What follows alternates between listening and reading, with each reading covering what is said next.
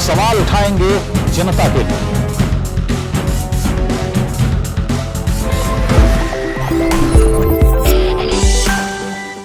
दोस्तों नमस्कार, आदाब। मैं हूं अबुल नसर इकबाल। जैसा कि आप जानते हैं कि हम उत्तर प्रदेश की चुनावी यात्रा पर हैं।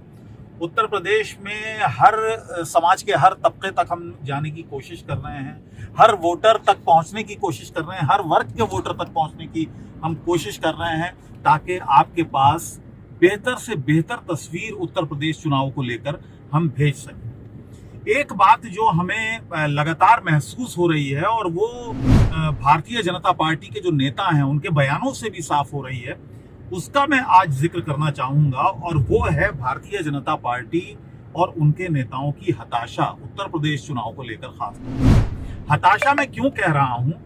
हताशा मैं इसलिए कह रहा हूं क्योंकि कई इंस्टांस ऐसे हुए, कई घटनाएं ऐसी हुई जहां पर भारतीय जनता पार्टी के बड़े नेताओं को जनता ने भगा दिया।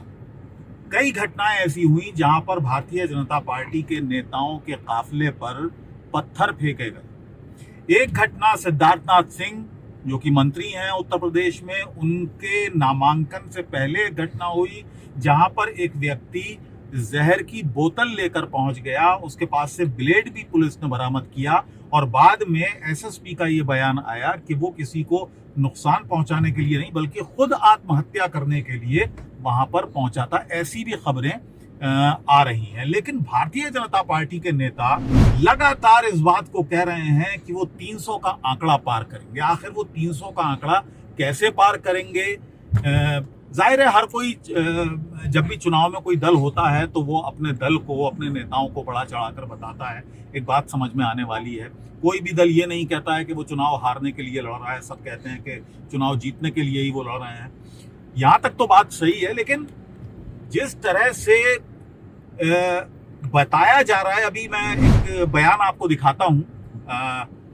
ये जो तस्वीर आप देख रहे हैं, ये अमित शाह का ये बयान है जिसमें वो कह रहे हैं कि 300 का आंकड़ा पार करेगी। फिर से एक बार भारतीय जनता पार्टी यहां से 300 पार के संकल्प के साथ पूरे उत्तर प्रदेश में आगे बढ़ रही है। भारतीय जनता पार्टी 300 का आंकड़ा इस चुनाव में पार करने जा रही है। अब किस बिना पर कह रहे हैं? अगर मैं उनसे ये पूछूं कि आपके नेताओं को जनता भगा रही है, जनता पीछे दौड़ रही है, और आप कह रहे हैं कि 300 का आंकड़ा पार करेगी। एक और घटना मुझे याद आ गई। पंकज सिंह की एक जनसभा में पहुंचे थे मनोज तिवारी, बड़े नेता माने जाते हैं, गायक कलाकार हैं, भोजपुरी के जाने माने, दिल्ली के प्रदेश अध्यक्ष रह चुके हैं, सांसद हैं। वो नोएडा पहुंचे। पंकज सिंह जो कि विधायक हैं नोएडा के, राजनाथ सिंह के पुत्र हैं, बड़ा चेहरा है भारतीय जनता पार्टी का, उनकी जनसभा को संबोधित करने के लिए पहुंचे थे मनोज तिवारी। नोएडा की जनता ने मनोज तिवारी को बिना सुने उनकी हाय हाय के नारे लगा दिए, उनको वहां से जाने को कह दिया।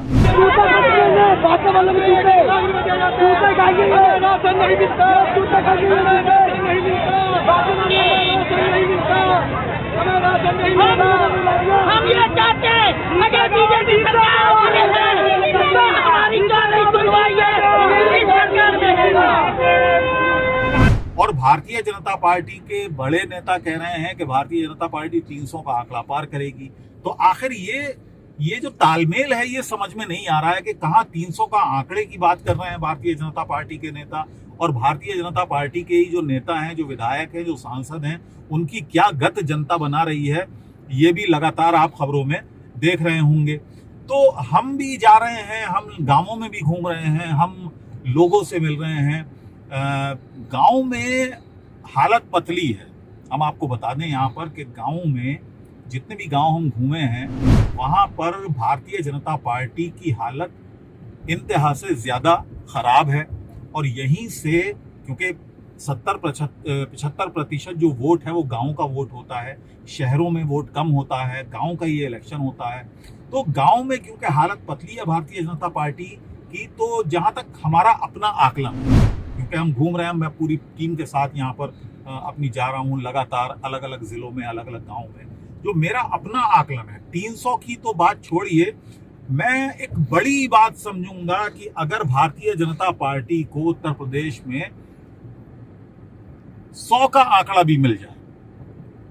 मेरा अपने आंकड़े के मुताबिक 100 और 125 के बीच भारतीय जनता पार्टी यहां पर प्रदर्शन करने वाली है।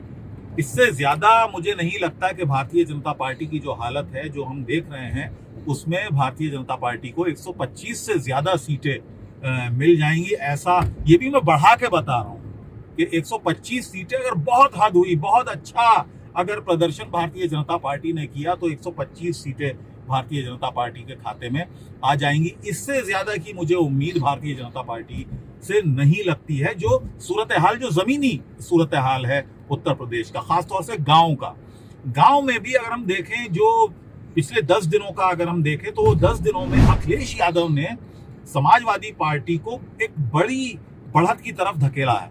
अच्छा, एक उन्होंने अपना एक समीकरण बनाया है, खासतौर से जो दलित वोटर है, उनमें दलित भी नहीं कह सकते, जो पिछड़ा वोट बैंक है, उसमें जो सेंध लगाई है जिस तरह से अखिलेश यादव ने, वो काबिले तारीफ है। और उसको देखते हुए लग रहा है कि समाजवादी पार्टी को बहुमत मिलने के आसार काफी हद तक अब इन 10 दिनों में बढ़ गए हैं। उसकी वजह, सबसे बड़ी वजह यह है कि भारतीय जनता पार्टी जो हिंदू मुसलमान कराना चाहती थी, पाकिस्तान के नाम पर वोट बटोरना चाहती थी, कई कोशिशें भी हुई भारतीय जनता पार्टी के तरफ से, हालांकि वो कोशिशें इनडायरेक्ट वे में थी, लेकिन एक पत्रकार होने के नाते मैं यही मानता हूं कि वो एक राजनीति के तहत ही वो कोशिशें थी।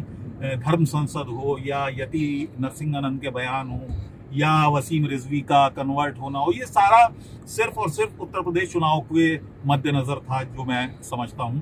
लेकिन वो ऐसा कुछ हुआ नहीं, उससे कुछ करिश्मा नहीं हुआ, उससे हिंदू मुस्लिम जो वोट है उसमें बिखराव नहीं आया, उससे पोलराइज करने की जो कोशिश है भारतीय जनता पार्टी की, वो नहीं हो पाई। तो इसलिए भारतीय जनता पार्टी के नेता अब इस कदर हताश हो चुके हैं, और जो दल बदल हुआ, भारतीय जनता पार्टी के बड़े बड़े नेता जो समाजवादी पार्टी के पाले में चले गए जिस तरह से ऐन चुनाव से पहले, वो एक बहुत बड़ी हताशा का सबब बन रहा है भारतीय जनता पार्टी के नेताओं के लिए। तो कुल मिलाकर जो सिचुएशन है, जो सूरत हाल इस वक्त उत्तर प्रदेश में है, वो बीजेपी के लिए बिल्कुल बेहतर नहीं है। और यही वजह है कि बीजेपी नेताओं को भी अब ये लगने लगा है कि बीजेपी अब जल्दी ही सत्ता से दूर होने वाली है, और सत्ता उसके लिए अब दूर की कौड़ी होने वाली है।